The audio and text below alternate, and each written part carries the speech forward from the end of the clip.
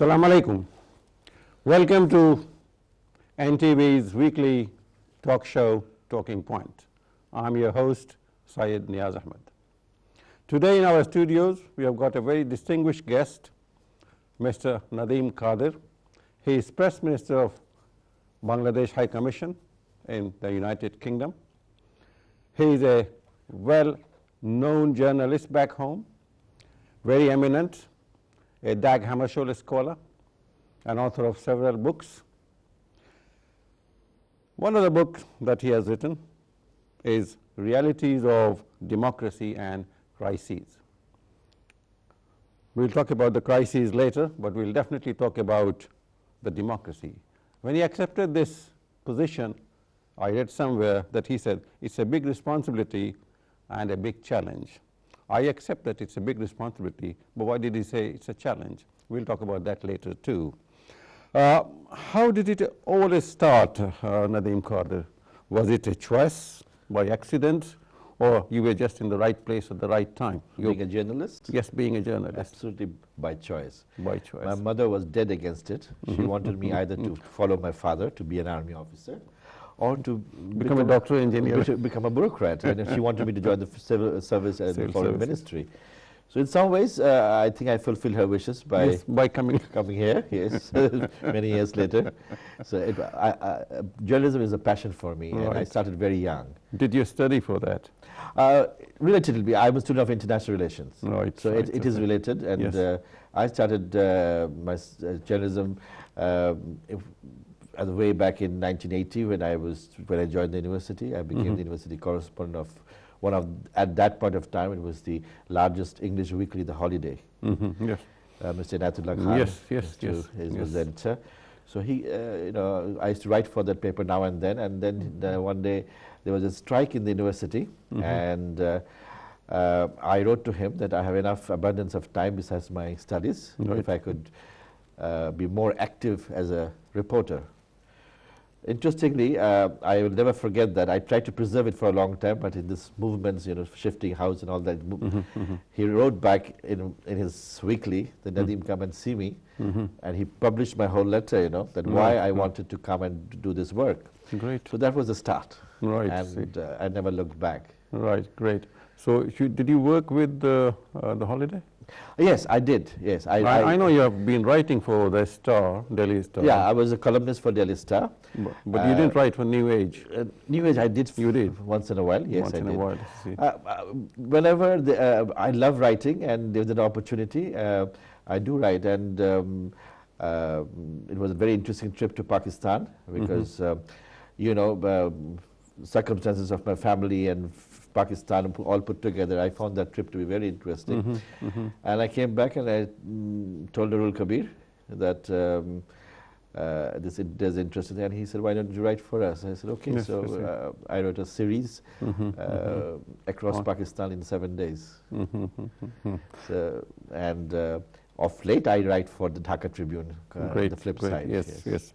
It's a very interesting newspaper. I've seen some of your columns. I haven't read the whole of them or the entire columns, but I did, and particularly I was reading something about In Fool's Paradise or something. That is a collection of your columns. Yes, that's a book that was published in 90.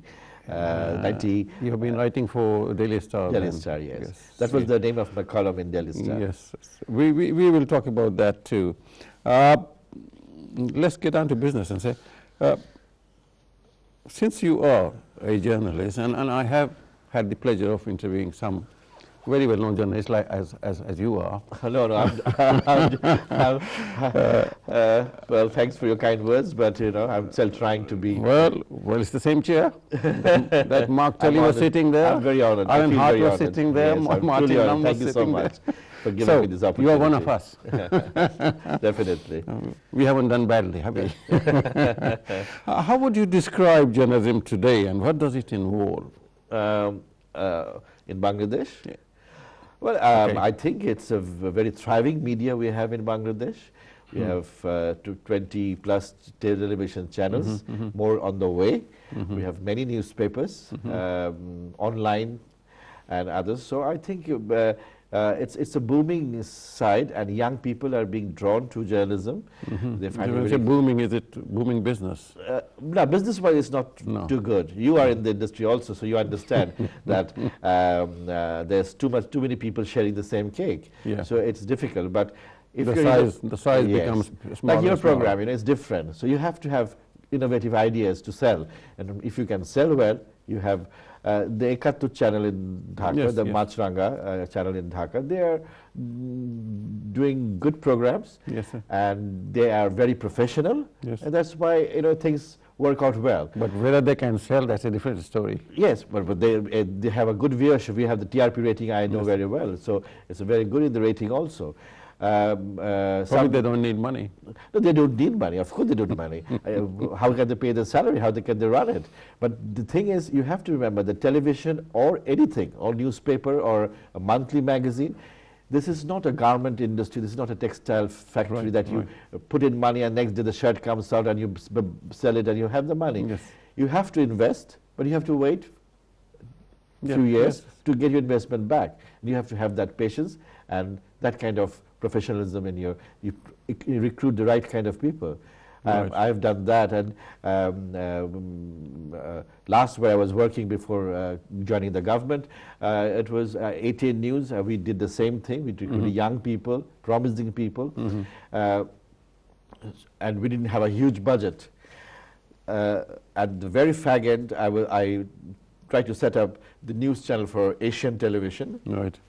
And the news got very popular very quickly because I tried to put in innovative things, new things into the news, new kind of presentation altogether, new kind of stories that others ignore. It's almost like the copy paste. So I said we have to come out from that. Well, that's easy. Yeah. So the copy paste is easy. So my objective was to give the viewers different kind of news. It is news definitely that you want to know, but we ignore. Well, it's easy to prepare a desk report, you see. I mean, something is happening in China and you make a desk report in Dhaka. Yes. That's not really journalism. That's okay. If you have a correspondent in Beijing, that's fine. If you get a report but the problem... copy and paste is... but the problem is that not all Bangladeshi newspapers or Italian channels can't afford, you see. We have few stringers. Very few can afford to pay their writers. Absolutely, absolutely. You're true. I have some experience. Well, but I'm happy to say that at least for Dhaka Tribune, I can tell you, they pay me for what I write, and so this culture is changing because Dhaka Tribune is again a group of young people have done it. I've met some on my visits to Dhaka. Okay, so you can understand. So this the editor is so young. He's younger than me. So he's the editor, Zafar Soban. So you see, these things matter. The new blood, new ideas come in, and then more professionalism come in. So, and that is bringing a change story. You can't expect everything to happen every day. And the best thing is these boys have been trained in Bangladesh, you see. Of course. It's not that they're foreign trained, so they've got new ideas. Because I think, I had the opportunity of being trained abroad. So I try to decipher what I have learned abroad. And the basics, so I go out also, take classes and all that, practical lessons also. And so it's happening, and I just said that a lot of young blood makes things, they are the future of this country or the world. So it's there. Wouldn't you agree that the technology of last 10, 20 years has impacted news reporting and news gathering so much? Definitely, it's becoming more challenging. That, as we were saying, that desk report has become easier to produce, you see. Absolutely. With due respect to photo ops and photoshops. Yes. And this has become easier to produce. Absolutely. Very realistic reports, and that as if it has come from Moscow. But while you are sitting in Dhaka or Chittagong somewhere. Because I remember, because when I was working for most of my life, I've spent with Agence France Presse, AFP, in Dhaka. So when I started there, we had this telex machine, Yes, I remember. Then came just the monitored thing, and very slowly the computers came in. So, and then came the mobile phones, but which was not very, did not have good access. Efficient, not very the network was not good. Was not good. But now I tell my friends, the young friends, that you are in a position to do better. You have got all the technological support. So you just have to... tip of your finger. Yeah. So you have to be alert to your profession. You have to have a commitment to your profession. And I'm sure you can do well.